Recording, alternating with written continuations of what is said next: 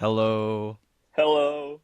Hello. Hello, and welcome everybody to episode 5 of the Pressbox Quartet. Guys, 5 episodes. This has been a ton of fun so far doing this with all of you. As we got some really cool topics to talk about today. We got a little bit of golf mixed in with some NBA offseason moves, some trades, free agency signings, as well as a little bit check in on MLB. We haven't really touched on MLB much so far on the podcast, so just kind of giving our baseball listeners and watchers kind of some insights on what we think is going on in this season. Then, as always, a little bit touch on the World Cup. We're in the knockout stages now as of recording this episode on June 30th. So, really awesome stuff going on internationally. As well as we also have trivia, as per usual, at the end of every episode. We got an MLB player, an NHL player, and then changed up a little bit. Guess the college. So a little different there. Super fun. But we'd like to welcome back. I'm Jonah. We got Colin, Joe, and Steve back hit for episode 5 of the Pressbox Quartet once again.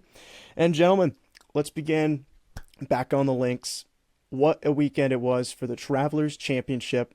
Victor Hovland takes it on a wacky kind of playoff on Monday after some really bad weather.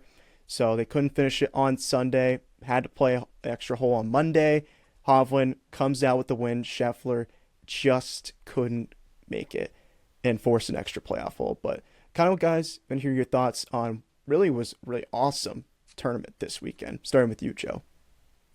Yeah, I thought it was a really good ending to a tournament. Like you said, weird because it's on a Monday morning at 9 a.m. and they're just playing one hole. So it seemed like kind of awkward, but I thought it was super cool for Hovland, especially with all the Norwegian fans in town with the World Cup. And they just moved on to the next round. We'll talk about that later. But really, I think this is going to be more of a conversation about Scottie Scheffler. I mean, we've known him to be like this super like the new Tiger Woods in a sense of like winning every time, but now he's only been like the runner up or in the top 5, and he just hasn't found a way to win this year, really, only once. So for the Scottie Scheffler fans, they're kind of just like waiting for that like classic Scottie Scheffler to come back, even though he's had a phenomenal year so far in the way he's been playing. So to me, just really interesting to see that. Yeah, going off your point, Joe, Scottie is superhuman, basically. He's still the best golfer in the world, but he just has let these last few tournaments slip through the cracks, and the Travelers was the case. He's been so close. He was so close at the U.S. Open. Wyndham Clark just had a phenomenal weekend, top to bottom. And at the same time, have to give a lot of credit to Victor Hovland. He was right there with Scottie the whole weekend, matching him on every putt, and eventually he ties him up at the end of Sunday and wins that playoff hole. But going back to Scottie, missing that, I think it was a 5-footer, 5-foot putt on Monday in the playoff hole. Yeah, it was 5 or 6 foot. It just feels off for him. It feels like that's a gimme if you're Scottie, and you just push that one, and that eventually cost him. There's not really much more to say after that. I think we all thought Scottie Scheffler was going to be victorious after that one, but like you said, missed a 3-foot putt, which, by the way, any other version of Scottie Scheffler drains that putt. If that was the Masters in 22, he's going to drain that. That was the Masters, or 23 and then 24, he was going to drain it. But, Scottie has been dominant this year, though. Like, it's not like he's, like, decaying or, like, washed. Like, he's still Scottie Scheffler. This was his 4th runner-up this year. Like, that's impressive, but it's so close. He's got to get over the hump. He's going to have a dip back, though. Like, he is. It's Scottie Scheffler. He's going to get back up there. Yeah, 100%. And we were talking about how they were back and forth. End of round 1, Scheffler was 6 under, Hovland 5 under, and then Scottie banged 10 under in round 2. It was unbelievable. And then going into the final, they were 21 under, and then Scheffler, even on the force that playoff hole, made a terrific, I think it was a 9-foot putt, barely made that in to force the playoff, which was unbelievable. And then, but also good for Victor Hovland winning that, especially his mom was able to go for the first time to watch her son win his first ever pro event, which I thought was really unique as well. Yeah, I didn't know that. I love actually. your points there, guys. And we'll now go to, yeah. Oh, wait a minute. I thought it was pretty. Very delayed. But I was just saying I didn't know that his mom was there. That's even better. I loved all the clips on Instagram though of him doing the Norwegian row though. That's awesome. That's sick. I got some goosebumps when I saw Jameis Winston do that. Roo, roo, roo, roo, roo, roo, roo, roo.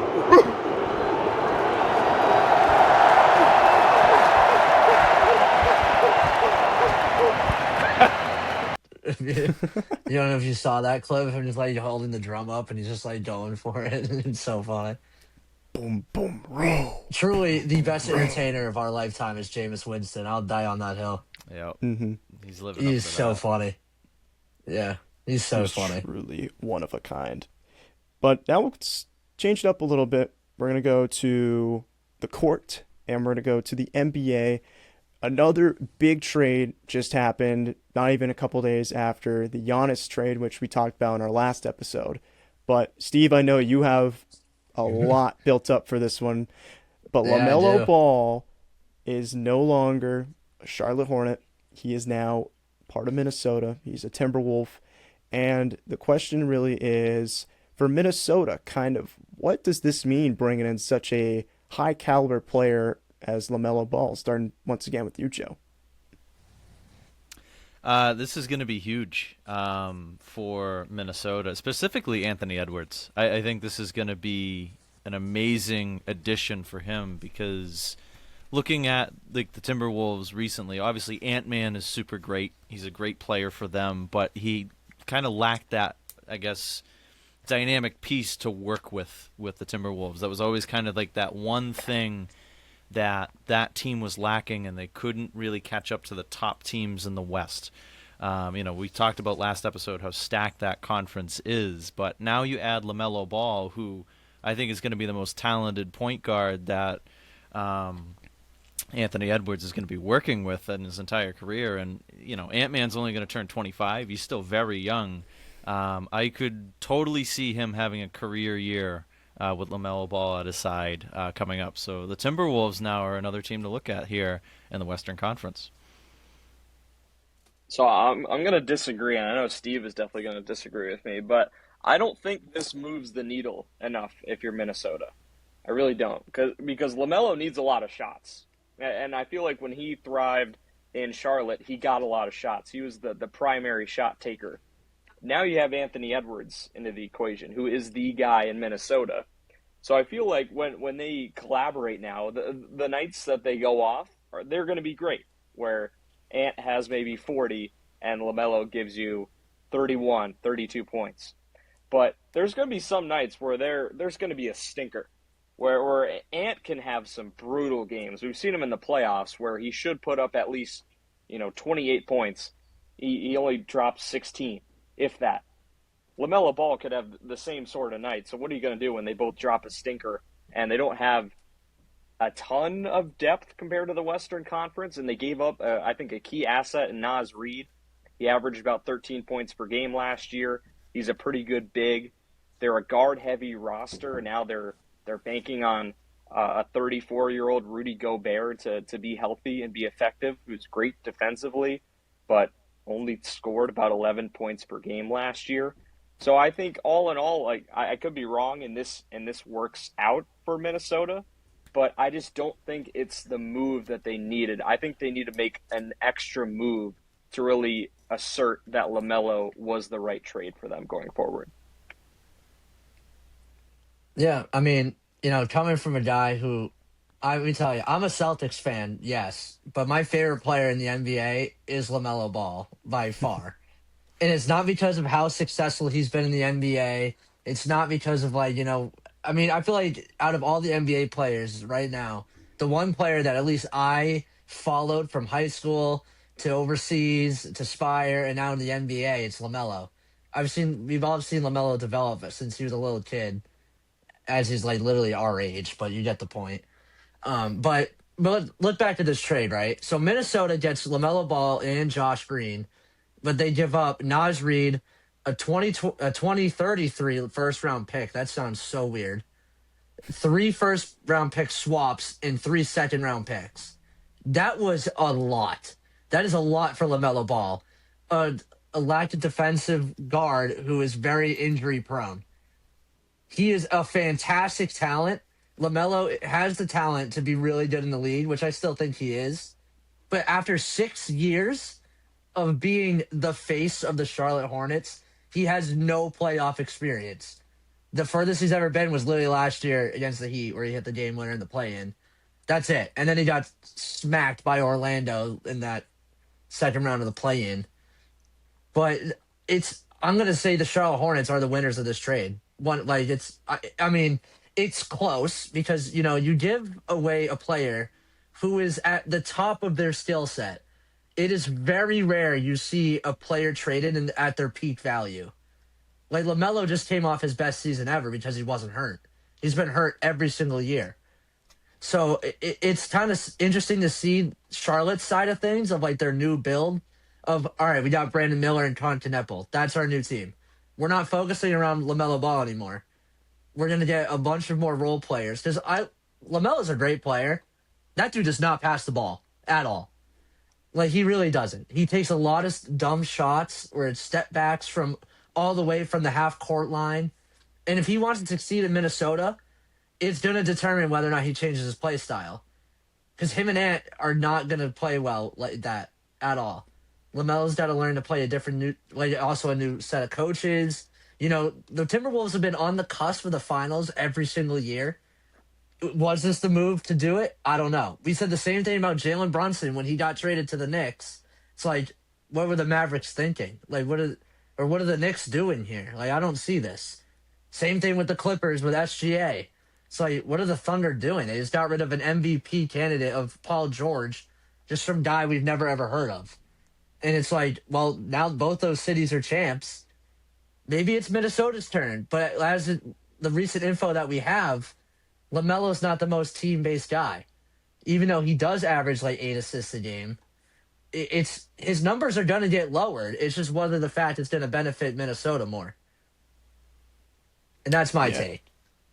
I think those are really good points. We know, I like how Steve mentioned, kind of like we've kind of all grown up knowing LaMelo Ball, obviously with the Ball family, really blew up in popularity as when all three of them, Lonzo, LiAngelo, and LaMelo, were balling out at Chino Hills, and they were, I think, the first public school in like 20 years to win the high school national championship. They beat these prep schools like Monteverde. Monteverde, all those schools, and it was interesting to see kind of their journeys. Obviously, we know Lonzo went to UCLA, was number 2 pick. LiAngelo just really didn't pan out. Then LaMelo had to go a little bit of a different route, but it was evident once he stepped on an NBA court that he was very special, and he still is growing into his potential. But kind of going off Colin and Steve's points, for Charlotte now, it's kind of like, is this a reset button, or what's kind of going in that direction? Because, Steve, you mentioned it, they made a play-in game. They won a play-in game, but then they lost their second one to Orlando. So now it's kind of like, what's the direction here for Orlando after giving away their franchise player? Yeah, you mean for Charlotte? Charlotte, yes, Charlotte. I got Orlando, my bad. But yes, Charlotte, what do they do going forward? That's a great question. I think, honestly, like you have said, Jonah, I think really the result of this for Charlotte is they wanted to get as much as they could for one of their best player at his peak value, as Steve was saying. And to get, it's like Steve said, it's super weird to say the year 2033. Feels like I'm reading a sci-fi novel, but it's going to happen soon. And, that's a pick that they're going to get a bunch of other things too. But those are moves that they can make to build a future roster. But it does kind of puzzle me a little bit as well that you're at this point where, like, okay, you had your best player have his best season yet because he wasn't injured and all this stuff, and you made that play-in game starting to move in the right direction, but now you kind of hit this reset button, basically, is what it looks like to me, because you're giving away that best player and you're accumulating all of this draft capital. So it's going to be interesting to see what Charlotte's approach is going into next year and the year after that, and then as these picks start to become actual names and numbers, things like that. So it's going to be interesting to see. To me, it seems like a reset, but I don't understand really why.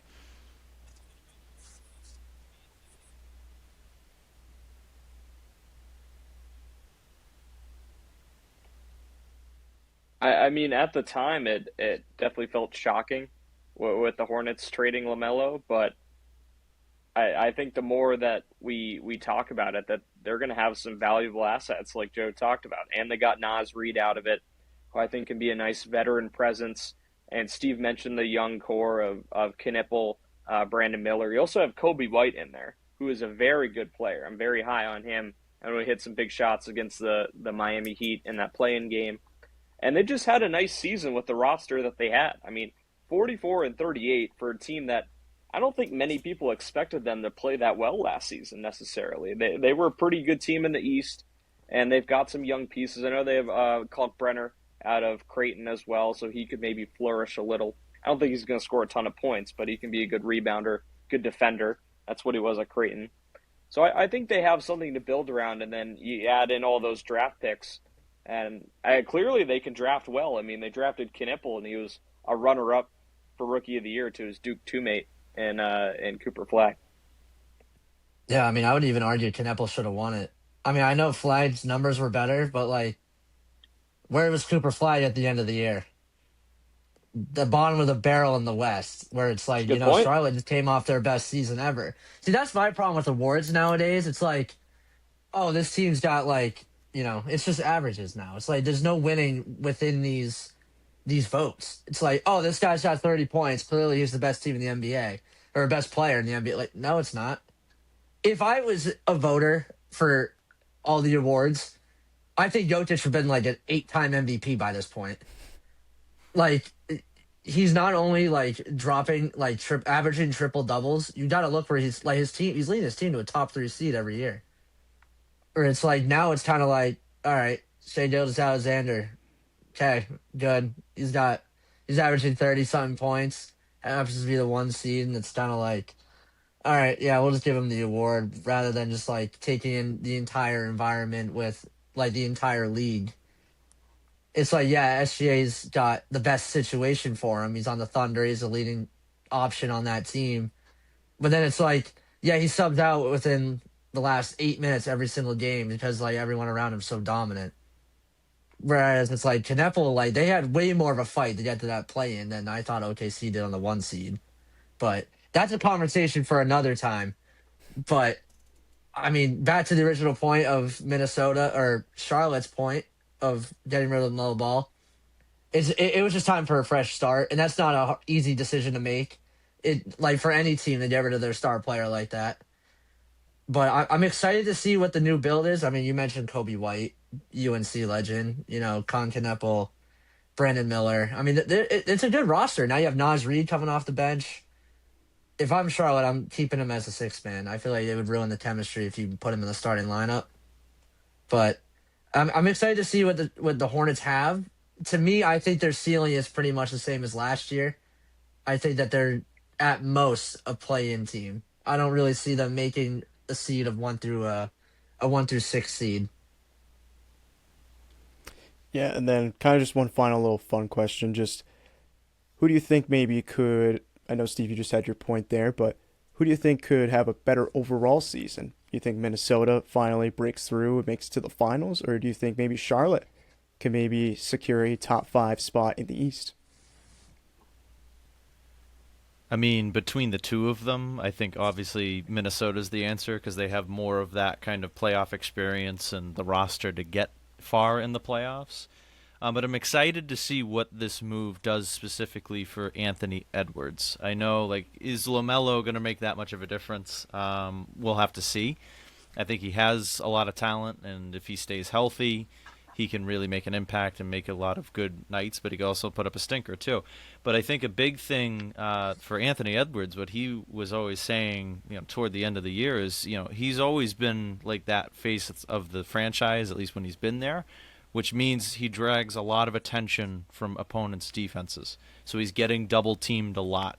And that really has shown to kind of shut him down, especially against really good Western Conference defenses in the playoffs.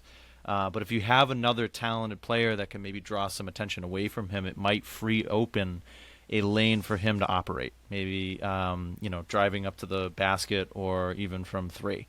Either or, it gives him a little bit more room to kind of play around and do what he does best. So I'm actually intrigued to see what this does more for him in the sense of, does it really open up his playbook? Yeah, I mean, it's easy to say that Minnesota will have the better year than Charlotte. And that's not really a knock on Charlotte. It's more that Minnesota has been on the upper tier of the Western Conference for the last several years. I mean, they're perennial contender. They're going to be in that top 5 of the West. It's going to be them. It's going to be the Thunder. Now the Spurs. The Nuggets are going to be up there as well. So they're still contending with some of those top teams in the West. And I'm interested to see, kind of like Steve was talking about earlier, can LaMelo change a bit of his play style and now be used to being a number 2? I mean, he is. He is the number 2 option now in Minnesota behind Anthony Edwards. Can he get used to that? I think he's going to need to have a little bit of an attitude check going into Minnesota. And if he does, I do think he can thrive, and this team can, again, be a contender. But I still think that they're just a notch below those 3 teams, like I mentioned, the Thunder, the Spurs, and the Nuggets. I know they beat the Nuggets in the playoffs this past year, but you still just have to give Jokic credit. I mean, this is a Nuggets team that has a title under their belt. Yeah, no, that Nuggets team is still going to be a gauntlet regardless of when they play them in the playoffs. But so, I mean, I will say just obviously Minnesota's the obvious answer. They've been in the playoffs, barely scraping the finals every single year. But they are also both kind of in the same spot where it's like the rosters are different this year. You knew Minnesota was going to get rid of Randall, had to get rid of that contract. Julius Randle clearly was not the right answer for them. Where I feel like Minnesota's original roster of, all right, now we're going to stop Jokic, now it's kind of leaned towards, all right, this is the Wemby stopping lineup. You lost a lot of, I'd say, height, I guess. You gained LaMelo, who's a 6'8" point guard, which is tall. Don't get me wrong. But after that playoff run last year, I for sure thought they were going to go with Ayo Dosunmu, who had a 40 bomb when Anthony Edwards got hurt against Denver. Which, I mean, and you also have Dante DiVincenzo coming back. So that it is a lot of is it just Rudy Gobert with a bunch of guards in the lineup? Are they running like a Spurs type thing where it's just Wemby and a bunch of point guards? It's kind of an interesting lineup for Minnesota this year. It really is. But what I can say about Rudy Gobert is I feel like this is the year for him to win it. Either this or next year. If it doesn't happen, Minnesota's got to trade him. You got to get your picks back for what you just gave up for LaMelo Ball. I mean, you're not going to have a draft pick in forever. At least a good one. But what I will say about Anthony Edwards and LaMelo is I feel like when they got drafted in 2020, they both had the same responsibility for their respective franchise, and that was to revive it. Minnesota was not really good. Hornets, not really good. And Anthony Edwards levitated, literally brought basketball back to Minnesota. And LaMelo did the same thing for Charlotte, but almost for the wrong reason. It wasn't to bring in a winning culture. It was to just fill those seats up. He was going to get ticket sales in Charlotte, but Anthony Edwards was just such the better player. And I do think it's because Anthony Edwards had a college environment. I don't think LaMelo plays the way he is now if he goes into the universities. If he plays SEC ball or Big Ten ball, doesn't matter where he goes. I think if he played basketball, went into the March Madness tournament, he's a different point guard. Yeah, and I mean, we talked about really different view or say journey than obviously Lonzo went to UCLA, then him and LiAngelo went overseas, then he was going to New Zealand, he played at New Zealand, which got him into the NBA, but now kind of shifting over to another hot commodity that was just recently announced in the NBA offseason. The King is leaving LA. It's the longest team he stayed with in his career, believe it or not. 8 full seasons in LA, brought him a title, but now the King is looking for a new realm to settle down in. So now, kind of, guys, the thoughts. Who do you think is going to win the LeBron James sweepstakes, and what does that mean if that team can bring him in? Well, I see three teams kind of being in the front running right now. The biggest one that I've seen is Golden State, mainly because LeBron really wants to play with Steph Curry, and seeing them both in the same starting lineup would be insane. But the other two teams are his former teams, Cleveland and Miami. And I just imagine, I'll talk about Miami first, but imagine having Giannis, LeBron, and Bam Adebayo all on the court at the same time for the Heat. That might be the move that the Heat might need to, make something happen. I know LeBron is 41, but he's still LeBron. You know what I mean? So it's a big name that you're going to sign, and obviously Giannis being signed from Milwaukee to Miami, Miami's interested in the big name. So I wouldn't be surprised if they reach out and try and get LeBron. But then again, what do they have to offer after the Giannis trade? So that's a good question there. But I think Golden State right now is the front runner for it, mainly because of LeBron wanting to get a championship one more time before he retires, and playing with Steph Curry like he did with the Olympic team in 2024. I think that might give him his best chance.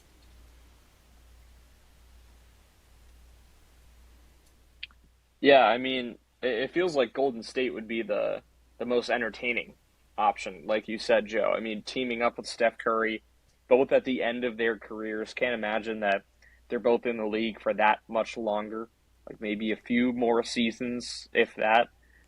So I think that would be probably the most entertaining option besides the Spurs, and I've seen that pop up, and that would be very interesting for LeBron to pair up with Wemby, especially right after the Spurs lose the finals to the Knicks. And we talked about it several times of how the Spurs had that lack of experience going into the finals, and that's what cost them. Imagine you get LeBron James to add some experience to that roster. That would be perfect for them. That'd be perfect for Wemby, for those young guards in Harper and Castle.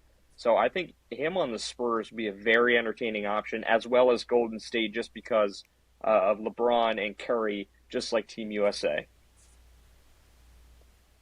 Yeah, I mean, very good option. Like, I mean, it's LeBron James, right? Like, everyone wants LeBron. Like, who doesn't? He's the GOAT of basketball. Like, I do got to lean with Joe here and say Golden State's probably the area that he's going to be in to, one, play with Steph Curry. And right before the LeBron's announcement, it was shown that Draymond Green denied an opt-out or denied a pay raise just to get LeBron. And at the time, AD was also supposed to be a part of that deal. But AD isn't gonna go anywhere. The Wizards already said that they're not willing to give him up, especially if he goes to Golden State. But you have Steph Curry, Jimmy Butler when he comes back from that ACL tear he had last year, LeBron, Porzingis, who also just signed an extension of 40 mil. So that's kind of interesting to see if that is where LeBron goes. Did Draymond Green? Yeah, he took a pay cut, but was it for a Porzingis extension? I don't think so. But it's kind of interesting to see how Golden State plays it out. But he could go anywhere. Like, there really is. I mean, obviously Cleveland would be amazing to see him retire there, and even he has longest. He's been in Cleveland for 11 seasons, but consistently he's been in the Lakers for 8. So that's like his longest tenured contract, I guess, is with the Lakers. But I think seeing him go back to Cleveland and just even winning it or not, I feel like that's still good for the sport. Just seeing him back in his old colors. I want him to go to Cleveland, but Golden State obviously entertaining. Who doesn't want to see Curry and LeBron and two rivals that are now friends because of the Olympics? It's it's poetic. It really is. But I want to see LeBron back in Cleveland one more year. Yeah, I mean, for me personally, I'm a big LeBron fan, so I think it would ultimately be the perfect storybook ending for one of the greatest players in the sport, but also just one of the best athletes of all time, to close out his career in the city that, he's born and raised in Ohio. This is the team he got drafted by. He was the chosen one for them. Eventually brought them that big title in 2016, which was probably the best NBA Finals I think I've ever watched, quite frankly. That was a really good Finals. But then it really is interesting to see we talked about with earlier in the last episode, the NHL players and the Olympic team. They all want to play with each other. And now it's kind of the same here with LeBron trying to play with Curry because, I mean, that would just be really awesome to see both of them on the same court. But then, to Colin's point, with the Spurs possibly getting a veteran in LeBron, providing that key presence for them, especially in a deep playoff run, because we know LeBron, he had that, I forget how many years in a row he made the finals. It was unbelievably long streak. I think it was like 11 9 or years or something 10. like that. Oh, I don't know about that. I think it's like 9 or 10. Because think about it. Because what is he, 4-6 in the finals? Is that his record? Believe because we know he's got 4 titles. He's got 4 rings, and then he lost to Steph Curry I think 3 times, and then that would be, and then plus the vote. I think it's 4-6. I could be wrong though. But I want to say I don't think he's been there 11 times. Yeah.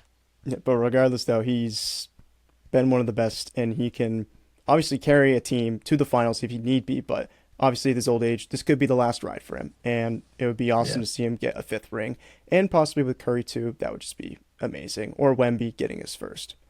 But now, kind of going to the NBA draft, just recently passed, and kind of want to hear your guys' thoughts on maybe who won this draft or who maybe stunk and disappointed.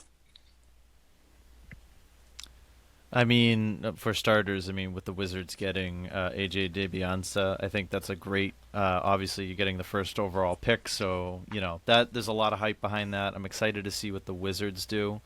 I know the Celtics specifically did pretty good, at least from what I was seeing. And then a team that kind of disappointed me was more the Pelicans. As well. They just didn't really do much. Obviously, the Trailblazers didn't have a pick in this draft, so they didn't really have much going on for them. But as a Celtics fan, I'll talk about the Celtics real quick, getting Chris Chenak and Dylan Mitchell. 2 good selections, and I think obviously Brad Stevens again proving that he's a very good GM for the team. So I think it's just another good additions for the Celtics to bring in. With their draft picks, but obviously, I think the winner getting that first overall pick for the Wizards. I'm very excited to see what this Washington team is going to look like. I don't know if they're going to be a playoff team coming up this year, but getting a talent like DiBiase, who grew up in Brockton, Massachusetts, right down the road from me, which is pretty cool. So excited to see what he does in the NBA. Yeah, I would agree with you, Joe. I think the Wizards made the smart decision. I know there was a lot of talk of maybe taking Darren Peterson at number 1 instead of AJ. And I always thought AJ was the clear-cut number 1 pick, the most pro-ready player out of BYU, out of the college ranks. I think he's going to be a stud in the NBA. He's got some good pieces around him in Washington already.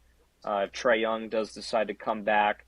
There's someone who can pass him the ball, and then Sarr is already looking like a really promising young talent for Washington. So they have a lot of pieces there. I'm more so focused on the winners and the losers out of this draft. So 2 picks I really liked were Caleb Wilson to the Bulls at number 4. I think that's a really nice piece for Chicago, and it's clear that they're officially, I think, starting this rebuild. They've kind of teetered along the edge for the last few years, but I think Caleb Wilson can be a centerpiece of that rebuild for them. And then I really like Darius Acuff at number 7 to Sacramento. He's probably my favorite player in college basketball this year, just electrifying at Arkansas, one of the best guards in the country, if not the best. And I think the Kings got a real steal with Acuff at 7, and they need that pure scorer to add to their team and just a great shot maker, and I think Acuff provides that. Yeah, you kind of took one of my teams. I was going to say Darius Acuff as well, going to Sacramento. The only problem is he's in Sacramento. Like, that's literally it. Like, there's not much that's going on over there in that side of California. But the one thing we do know is that point guards that were coached by John Calipari, regardless if it was Kentucky or now Arkansas, they have very good success in the league. Except for De'Aaron Fox's finals performance like a month ago. We'll take that out the window. But like genuinely, they have a good rep in the NBA if you were coached by John Calipari. And Darius Acuff was very good in the March Madness tournament. They got knocked off a little early. I thought they could have won that last game, but what are we going to do now? But another team I think that actually did really good in the draft was the Memphis Grizzlies. They had the third pick. They picked Boozer, which I did definitely think it should have been Caleb Wilson. But I mean, you know, Caleb Wilson got hurt pretty early on last year. Didn't play in the tournament, so that could have affected his draft stock a little bit. But I mean, not only did they get the Duke forward, they traded back into the first round to get Isaiah Stewart, and then also getting Karen Lopez at the 21st pick. So I think Memphis Grizzlies had a very good draft, even though it costed them a little bit. But they acquired 3 great players, all young. It's gonna be John Morant's now in Portland, so there's that now. It's like, who's gonna be the point guard of this team? But it's interesting to see where Memphis is going this year. It really is. Not having John Morant, who's been a staple there. Memphis has had some good years, but ever since that playoff run where LeBron kind of did his thing against them, they haven't really been back. So I'm excited to see what Memphis has picking up, as well as Milwaukee. I think Milwaukee also had a very good draft. Getting Braden Berries at 10 and getting Nate Amen at 13 via trade, I believe. I think I don't remember who they traded with, but I think they traded for that pick. But, I mean, it's especially after getting rid of Giannis, now it's like, where's Milwaukee going with this? Now they got the stud out of Arizona, and a nice wing with Nate Amen. It's gonna be good. It's gonna be good basketball in Milwaukee. Yeah, and even kind of highlighted that briefly, but John Morant also getting on the move too. Maybe could have been a surprise to some, but it's definitely a really interesting move for not only Memphis, like you said, Steve, after they had a really good draft, but it's also mentioning Portland, who now receives John Morant, and they've been a team that's been kind of on the cusp and kind of on the rise as well. Yeah, I thought this was an interesting deal. I'll touch on it quick with John Morant. Now there's a lot of guards in Portland. I mean, you have Drew Holiday still with 2 years left on his deal. Damian Lillard coming back after he was released by Milwaukee. Scoot Henderson is there for at least another year. It's really interesting to me. Maybe they're bringing him in as like an answer to their problems. Lillard is 36 years old. He just came off a really bad Achilles injury. Do they not believe in Scoot Henderson? I'm wondering what the kind of decision is there. Those are possibilities. But it just seems kind of weird to throw in like a bunch of guards like that and not really much else. It feels like the Blazers are really betting on the upside of John Morant, which he does have very high upside, but we know the off the court issues have plagued him in his career, and it felt like that relationship in Memphis was bound to end, unfortunately. And it started out great, and it felt like he was going to be the face of the franchise for a while, but that quickly fizzled out over the last several years. Also hasn't been able to stay healthy. So it feels like Portland is really banking on, if he can stay healthy, he can be a real asset on the court and provide a lot of scoring for the Blazers, who obviously have to figure out their guard problem. But, I mean, they're going to have some good problems to deal with if they can get the most out of John Morant. I'm going to make a bold prediction for next season for the Portland Trail Blazers. I think they're going to allow the most points per game next year. I think that is a very traffic cone defense I've ever seen. You have Drew Holiday, who's one of the best perimeter defenders in the league, and then you got Damian Lillard, who's about to retire, John Morant, who's more worried about like making celebrations to Spike Lee in the crowd, and then you got Denny Avdija, he's pretty good, but like he's not. You don't know him for his defense, because he scores 40 a game for no reason. And then there's this Donovan Clingan, who just sits by the paint and probably should get a 3-second violation every single time they're on defense. I don't think it's not going to work out. I don't think it works out at all. Because now it's like, all right, so you can only have one person at the point guard position. Now you got to choose from Drew Holiday, Damian Lillard, and now John Morant. Scoot Henderson is not sniffing the court. I would argue Scoot Henderson is one of the biggest draft busts in the past 5 years. That was a terrible pick. Awful. My goodness. The only thing worse than that was Atlanta's first pick 2 years ago. Zachary, Versace, is that what's No, his the name? French Is guy, it Kia? yeah. Yeah, I is that, haven't heard of him at all since he got drafted. So that's what I'm that's saying. enough to show Like, you. Yeah. exactly. Like one of the worst draft picks. If that Atlanta pick never happened, Stute would be the probably most draft bust pick ever in the past 5 years. But it's been tough for Portland though. They've been through a lot. I did think Clayton was a great pickup for them. Robert Williams is there, but we know as a Celtics fan, we know how healthy he can be. Time Lord. But Time Lord. yeah, yeah, amen to that. But no, I don't like it for Portland at all. I still think they missed the playoffs. I really do. I don't think they, or I say still missed the playoffs. They made it last year, but you doubt them. I don't think they make the cusp this year, especially if LeBron goes to Golden State, because now I think those two teams flip. That's my prediction. Alrighty. I love it. I like it. It's definitely gonna be interesting to see. Not only we talked about the NHL in the past couple episodes, but now the NBA, kind of seeing how all that unfolds after their respective off seasons. But now, kind of switching it up to a sport that's almost halfway over, could say. It's nearing the All-Star break in the MLB. Believe it or not, actually, tomorrow's July 1st. Wow. That's wild. Crazy. Yeah. As we go That's through insane. that. So, kind of some interesting moves here for some of these teams. So far, there hasn't been a ton of movement, but so far, for our division leaders so far, we have Tampa leading the AL East, the Central, the Chicago White Sox. How about them? No one really saw them coming, as well as the Rangers lead the West. Then the Atlanta Braves are off to a heater. They still hold on to the top spot in the NL East, the Central by the Brewers, and then we know the Dodgers. It's basically their division to lose in the NL West, but kind of, guys, your thoughts so far on teams who, give me a team or two that should buy this off season, or this, not off season, but in season to push for a playoff spot, as well as teams who might need to sell. Well, we'll start with the buyers. The obvious big ones right now that I see are the Dodgers, the Rays, the Brewers. Another big one is the Yankees, even if they were 4 games swept by the Red Sox in Fenway, which is a Red Sox fan. That's probably our World Series win for the year. Very good, but Take that, still, Jonah.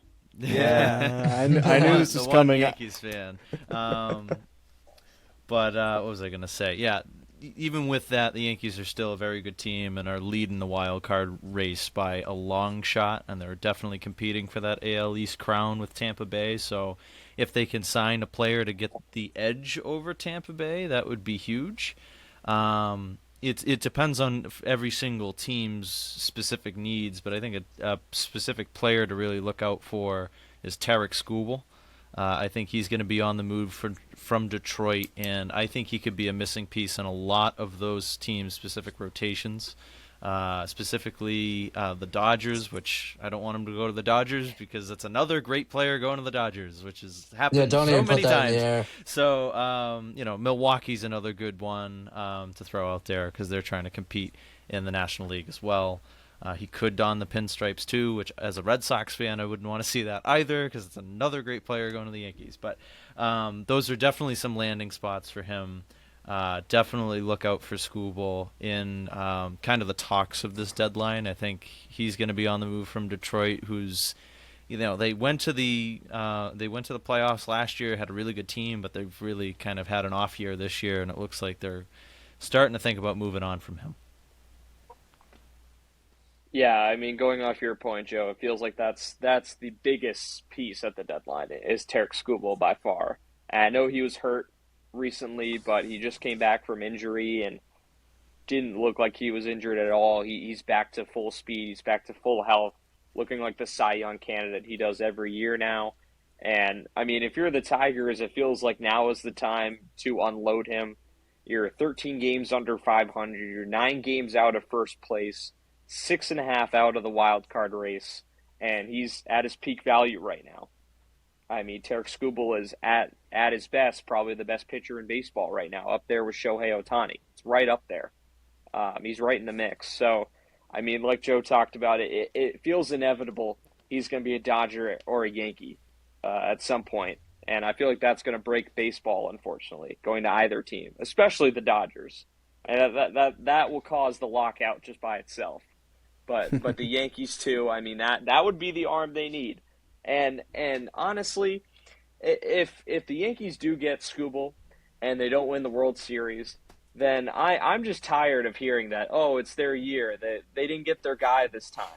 There's no getting out of it. If you're the Yankees and you trade all your assets for Tarek Skubal, you better win the World Series. Because if you don't, it's a colossal failure.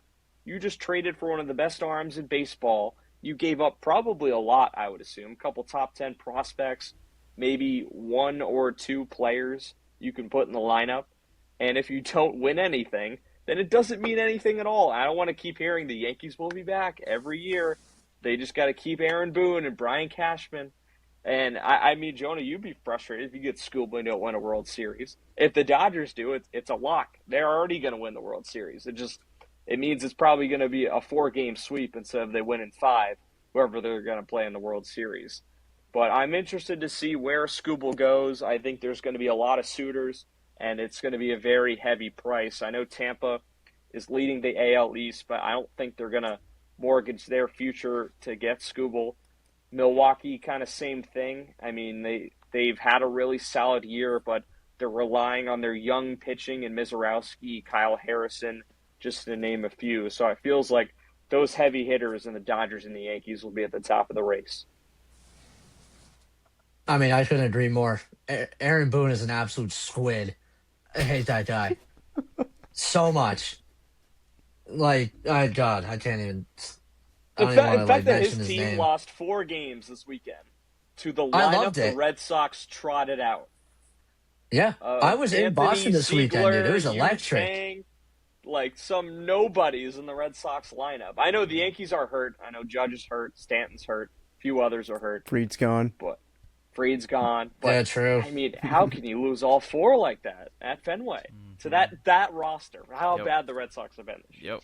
Hey, I'll take it. I'll take it. If the Red Sox are gonna suck, at least beat the Yankees. That's what I always Take say. those. We take those. Yeah, we absolutely take those.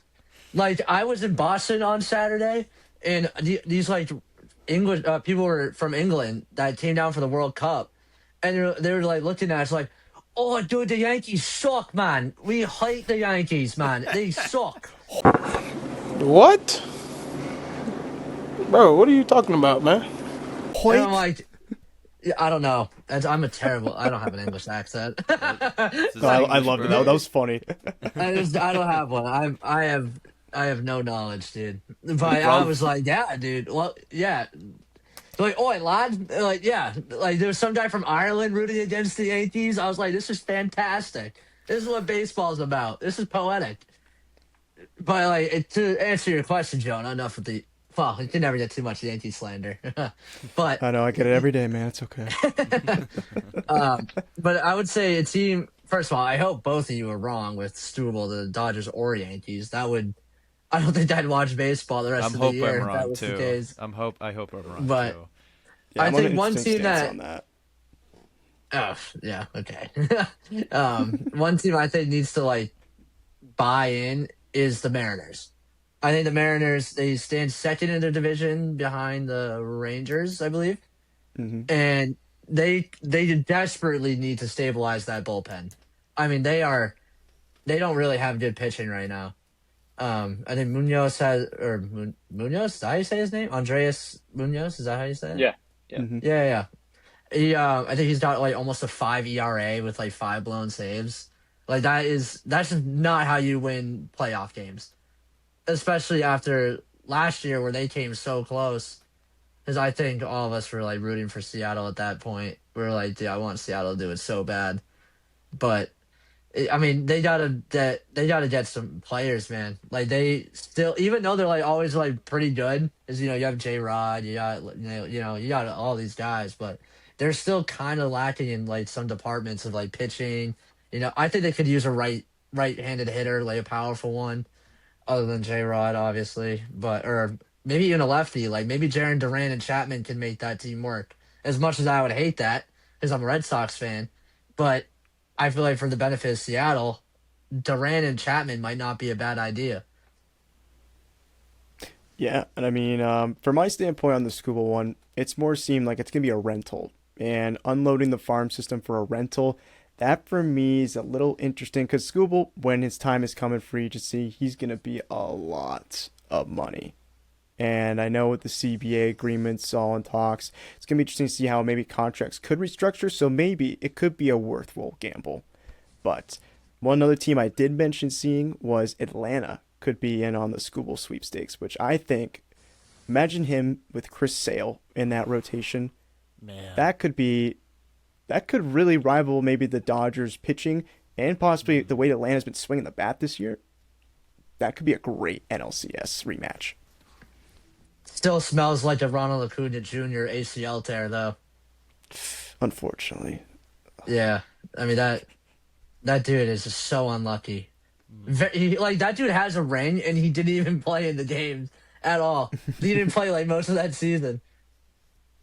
He's probably the most like electric player in baseball when he's healthy. Oh my god, Oh, yeah. that's I think you 70 make the stolen argument. bases, dude.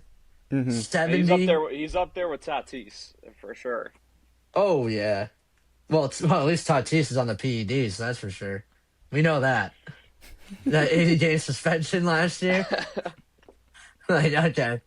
Even a slow Yeah. start this year, but unbelievable. Yeah. That's even another team, honestly. San Diego could, like, kind of needs to buy in a little bit.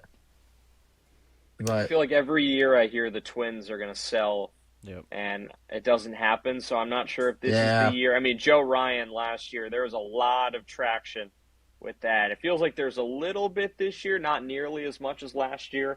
I did see Byron Buxton being in the mix, which I know he's been there for a while. He's supposed to be their guy, but they just haven't had a lot of success, and they're struggling this year. So, I mean, if they move those two pieces, those could be massive for some of those contenders. I could see maybe Atlanta getting Joe Ryan. I think that would be a nice fit if they don't get Scooble.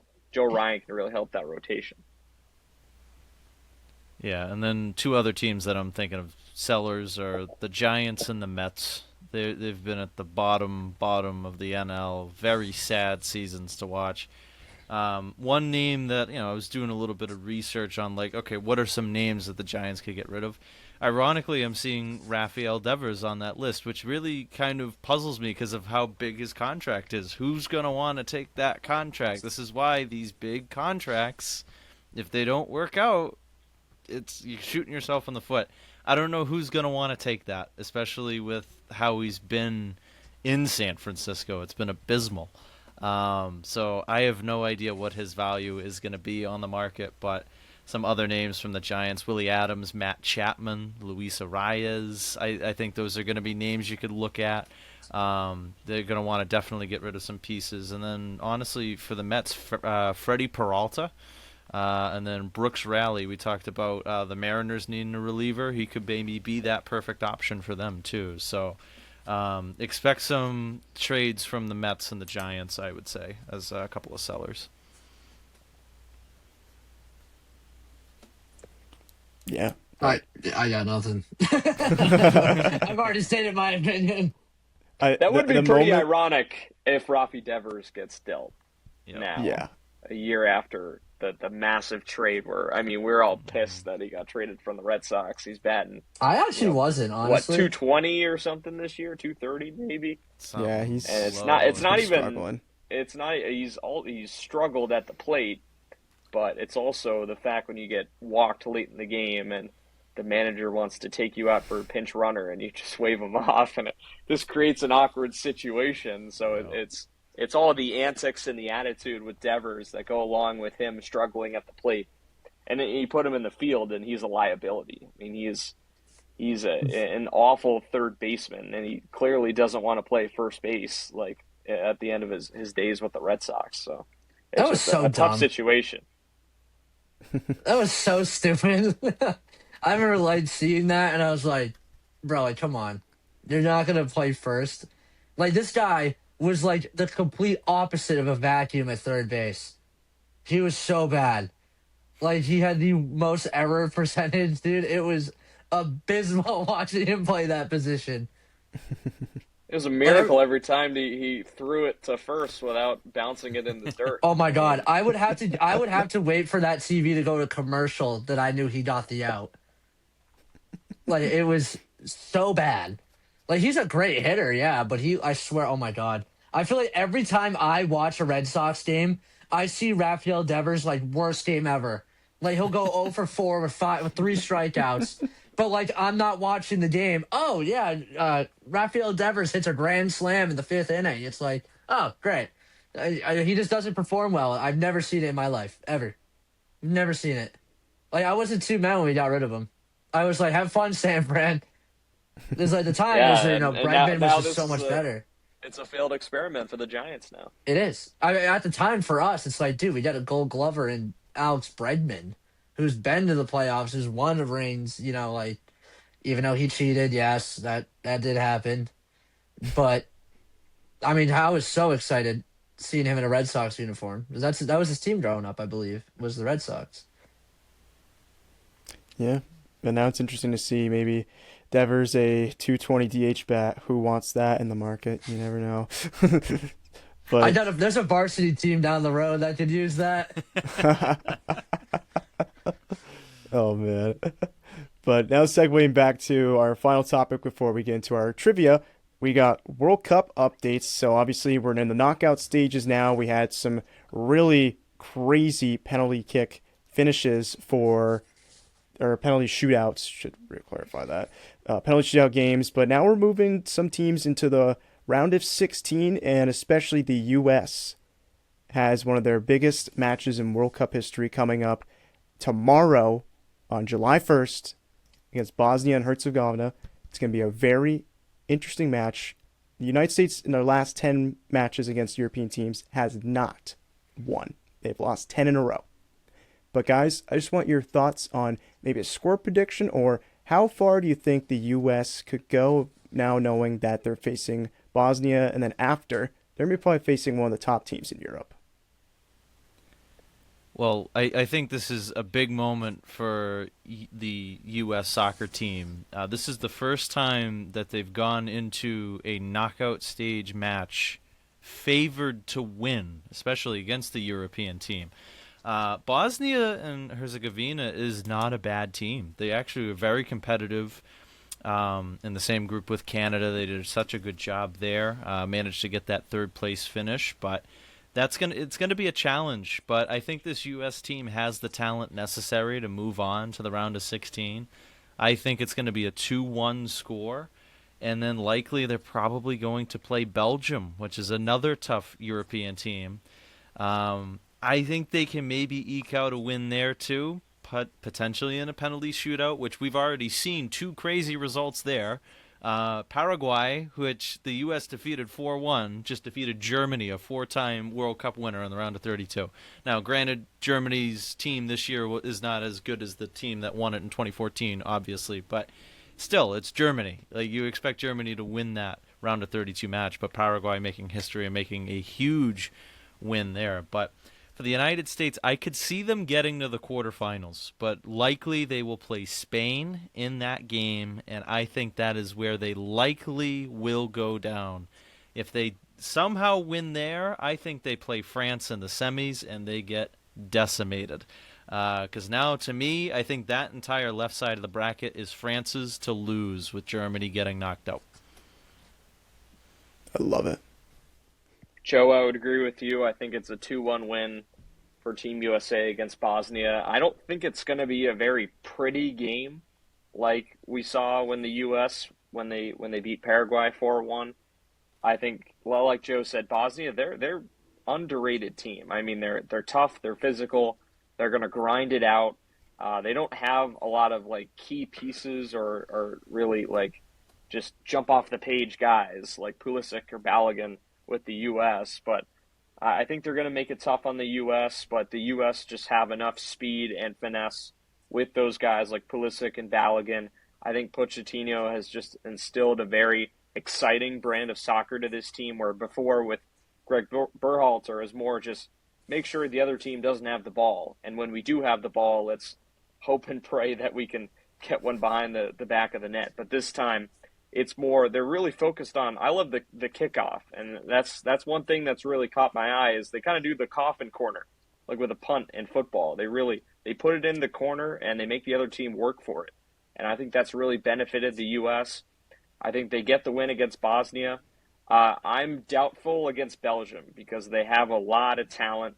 De Bruyne is still playing at a really high level, and they could still play Senegal. I mean, Senegal could beat Belgium. You can't count out Senegal. They have some really solid pieces. Sadio Mane is still there for them, and they've shown that they can be a tough out in this tournament. I do think Belgium would win that game, but that would be the U.S. biggest test as of yet, would be against Belgium. And then, I mean, like Joe said, they're not going to make it against Spain, unfortunately. But I think it's going to be exciting to see them play Bosnia, and they should win. We're expecting them to win. The expectations have changed around the U.S. They need to get a win in the knockout stage, which we said was a success going into this tournament, like we said a few episodes ago. So that would be huge for them. I mean, you already know my opinion. You guys took it right out from under me, man. You guys said exactly what I was going to say. But no, I think I didn't really watch too much soccer. The only time I did was when I was at the bar in Boston. I was just kind of zoning out at it. But I mean, I heard Belgium they were winning the group, right? Is that correct? But they were down they were down going into that last game though. Like they were not leading it the whole time. Like they just squeaked that one out. Yes, I believe So you're I mean, correct. I heard about that. I was like, that's pretty cool, but I didn't watch it, so I got really nothing about it. Tell you what I was watching though. They were throwing some good old SpongeBob on that TV this week.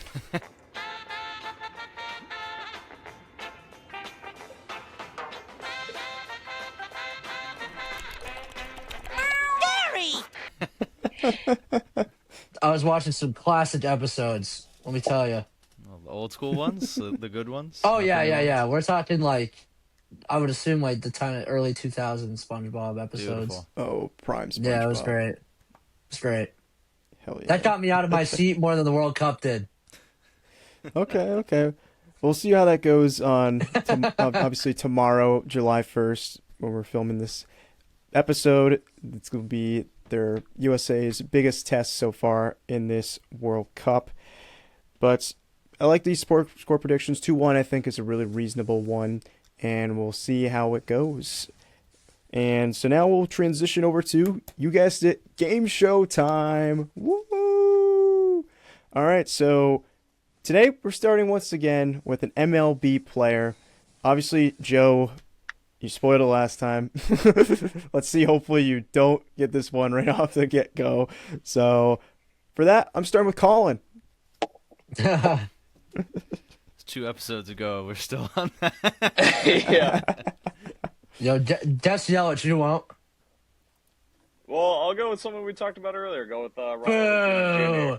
Jr. Party pooper. Ronald Acuna Jr. Well, Colin, that is a very good educated guess because you're in the right league, you're in the right division, and you're on the right team. Whoa! Okay. Very good. Okay. Look at There we go. Struckman. The number is higher than 13 as well, You should have had And he's Joe not- go first. and he's not a right fielder. Okay. Wow. Great. I'm about to give Joe a layup right here. I can feel it. So he's See? not a right fielder, but he's on the No. Braves and is higher than 13. That is correct. So I don't want to lower the number margin, so I'm just going to go Chris Sale. So we're good there with obviously being on the Braves and all that. Not a starting pitcher, Gotcha. and his number is lower. And I believe Chris Sale's wearing number 51? Or 41, 41, 41, 41. 41, yeah, Yep. you're right. So it is lower than 41. So lower than 41, not a starting pitcher. Let me think. I think I have an idea who it is now. Now that I think about it. That sucks. That really sucks. It's always when it's past your turn, you're like, man, I should have said this Yeah. guy. And I know always it's a brutal- gut-wrenching feeling. It really It's is. such a bad internal convo, dude, and I have it every single episode. I'm gonna go slightly higher on the number. I'm gonna go with shortstop Mauricio Dubon. That's what I'm gonna go with. Number 14. Am I bugging? Didn't he say lower than 41? No, lower than 41, higher than 13. I believe. Acuna was. Oh, I see. Oh, I see. I can't see. remember I his, thought you said you were gonna go higher than 41. And I was like, no, what? no. Not gonna lie, But I'm still, hey, kind of feel blanking free. on his number, but I'm kind of blanking. Oh, a little booth review? 14. He's 14, I believe. He's number 14. I believe. That sounds right. Is it 50? Yeah, I have to. Oh. Kind of blanking on him right Fact now. I'm not checking. gonna lie. we get we getting a little spell check going on hold- back there? Is that what I'm seeing? Yeah, honestly. So, okay. So, Joe, The you fact are it's taking you this incorrect. long, I don't think this was I the don't think player. this is- No. I'm so sorry, but so no. So it is wrong. Once again, it's not an outfielder. He's listed Gotcha. primarily as an outfielder, so no. But the number is higher than 14. Okay. Oh, okay. Wait, did you say he was listed as a primarily outfielder? So he's Your player or Dubon? so Dubon is primarily listed as an outfielder. Oh, But I just gave away a pretty big hint that it is not an outfielder. So Okay. yeah, you kind of did, Okay. OT. I think I know who it is, dude. I hope to God you don't say it. I'm in between two guys, and I don't know either of their numbers, which is the tough part. Really? Okay. Yeah. That's never a good sign, you know? Baseball numbers is just like I don't really know. Like, Well, yeah, me they're too. all over the place. It's like the one Um, sport where it's not really organized. I think I know his number because we said Dubon was 14, right? Correct. So it's higher than that, obviously. yes. Okay, I think I know his number, so I'm gonna go with Matt Olson. No, dude. Ooh. Oh, is it not? Well, it is not Matt Olson. So, an Olsen, I'm Oh, blanking on his name I for again. sure I thought thought it that was was Matt gonna be Olson. So Yeah, what, that what was- number? What number is he? 28 or something like that? Yes. Yeah. So it's lower than 28, and it's not a first baseman. Okay, Ooh. so it's my other guess then. I always think I know it. Is shoot it? myself in the foot with that. I'm just gonna go right for. Colin Wait, no, thinks it's he might not. know. I know No. it because it was in between the two, so it's the other one I didn't guess, which I thought his Okay. number was different than it is, unfortunately. Wait, now I'm stumped. I was gonna say Ozzy Albies, and I'm like, wait, no, he's like number 2 or 1. Oh, that just put me in an absolute spiral. I don't like that. Oh my god, now I gotta think. Who is their catcher? Is it... Oh, no. I'm about to have a Joe moment, bro. That's so tough. I don't think anything will that ever top that, hurts. though. No. That was funny for our first episode. Is it Austin Riley? Ding, ding, ding, ding, ding. Steve got it. Let's It go. is Austin Wow. Riley, third baseman for the Atlanta Braves. It was, yeah, it They're wasn't number even the 27. catcher. I was gonna guess. It wasn't gonna even the guess Ozzy catcher. Albies, so I that still makes have me no feel better. idea who the catcher was. I was So gonna. congratulations, guess the catcher, Steve. Drake Baldwin. That's who I was. Who gonna is go the with. Braves catcher? I thought Austin Riley, but I was like, who's the They Braves have catcher? two catchers, Drake, Drake Baldwin. Baldwin. And Joey Bart. They have Jonah Heim, too. Jonah Heim. That's who I was thinking of. Okay, former Ranger. Yeah. All Yeah. right, cool. Alrighty, so with that, Steve, you are in the lead. Oh, bad. Just barely. Because Wow. Joe and Colin, you guys are tied for second. You both are 1 point behind Steve now. Ooh. Okay. All right, pressure's on. So it is a very tight race. But now we go to the NHL. And Steve, Ooh. we'll let you get the I- first pick here. I get the first pick. You do get the first pick. Ooh. I probably should have asked this about. Well, I guess MLB hasn't happened yet, but we're not counting like players that just got drafted like 2 days ago. This is just straight No. active people. Okay, cool. So they have to play a No, game and in all the I'm saying is NHL. because, like, I know my hockey knowledge is decent, but not great. Don't Cool. overthink this one at all. All right, Really. bet. I'll give Macklin you a little Celebrini, hint there. easy. Let's start with Macklin. Let's go All Celebrini right, here. Macklin Celebrini. That is incorrect. So you have the I bet. wrong division, but it is a Western Conference player. It is Ooh. not a forward, and the number is lower than 71. Okay. Not a forward in the West. Okay, give me. Let me think. Not a forward. How That's about interesting. Miro Heiskanen on the Dallas Stars? Ooh.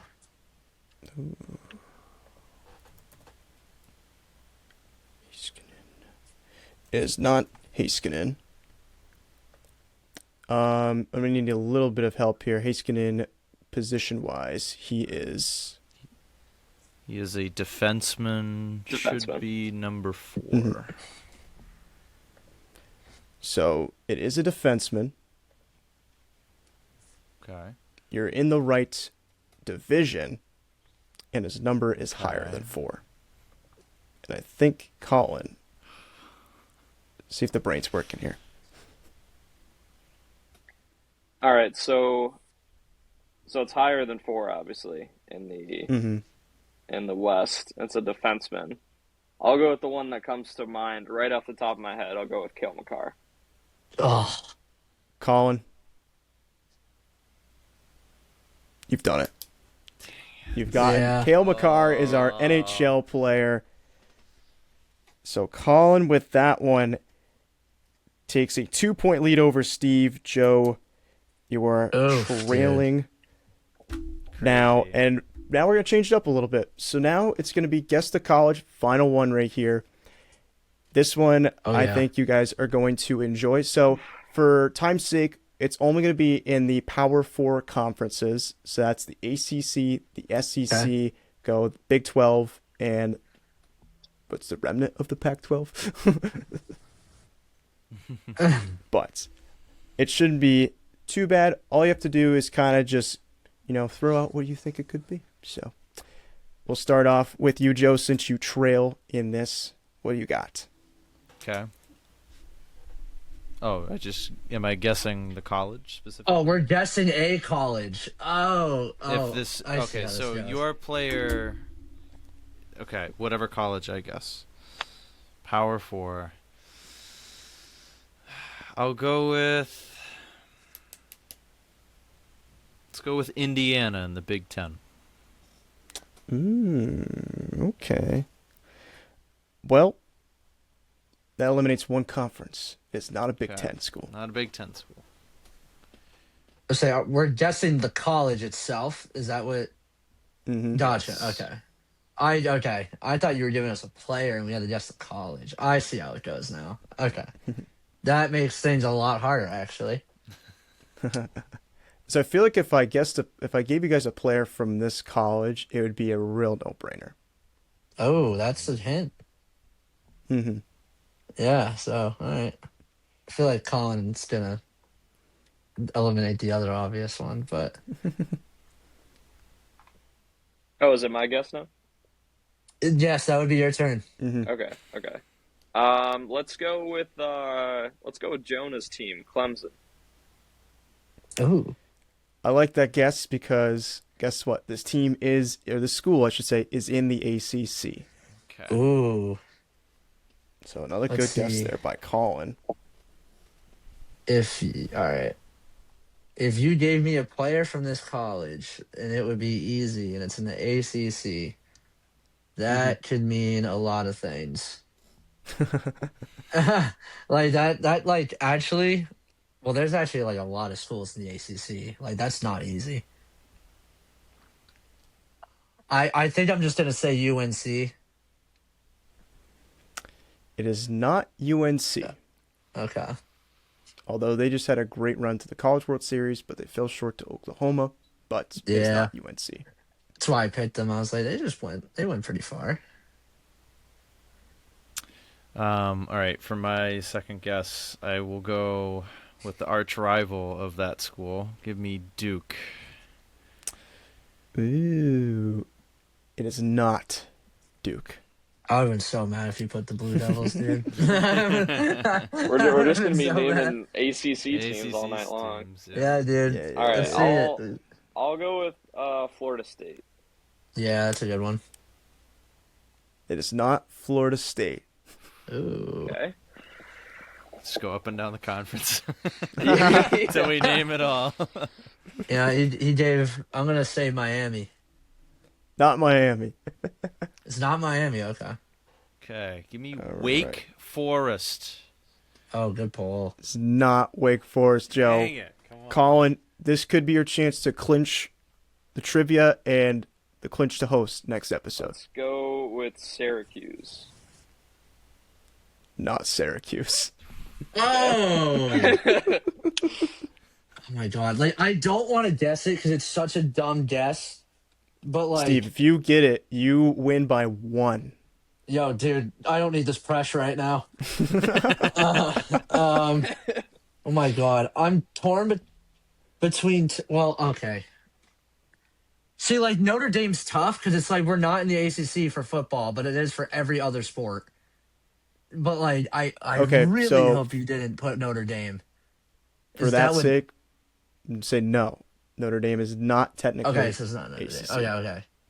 So, dude, I really don't want to say it, but I'm gonna say Boston College. Steve, don't do that. you Yeah? have won trivia. Let's It is Boston go! College. Baby. And Steve, with that win, you beat Colin by 1 point. Let's go. And Steve, you have won trivia and the rights to host next episode. Congratulations, Steve. Thank you. I needed that. There was no World Cup player to guess. I had to redeem myself. Yeah. That No was Harry so Kane bad. this week. Dude, I told everyone. I even told the English guy at the bar in Boston. I was like, yo, dude, I didn't know who Harry Kane was. He's like, dude, you pumpkin? I was like, all right. It's like, thanks, bro. But now I'm curious, what was your player? Because there's two that come to mind. It's either Doug Flutie or Matt Ryan for me, as like two football. Matt Well, Milano, you just named Zay both of them. Flowers, Oh, both really? of them. Oh, come on. That's crazy. Yep. Zay Flowers, Matt Milano. There's some good BC stud. Jack Eichel. No, he used BU. Or who's BU? He's No, he's BU. BU. I knew that. Yeah. Gautier who's played BU there. fans? Oh, be Matt so Boldy is pissed. BC. Matt Boldy is BC. Yeah. Mhm. BU fans would be so pissed that you said that. Yeah, well, I Big won, so ha ha ha. Alrighty. So that wraps up episode 5 of the Pressbox Quartet. Once again, thank you all guys for joining us here on this lovely episode. Give us a follow on Instagram, Colin. You know the IG handle by heart. I'm still learning it, but what we got? So it's _Pressbox, or sorry, all lowercase, Pressbox _Quartet. Follow below. Yeah, it's right here. Follow us. Oh, Yeah, it's right there. look at that. Edit this in right here, Tommy. Look at that. Whoa. Whoa. But Who put that there? It's zooming across the But screen. go follow us on Wow. Instagram. Go subscribe to us on YouTube. We have our YouTube out now. Go check us out on YouTube as well as on Spotify. We're on Spotify. Give us a listen on Spotify as well. Once again, thank you all for tuning into episode 5, where next episode, it will be Steve hosting once again. And Oh, yeah. Thank you all for listening or watching us. Until next time, have a good time, everybody.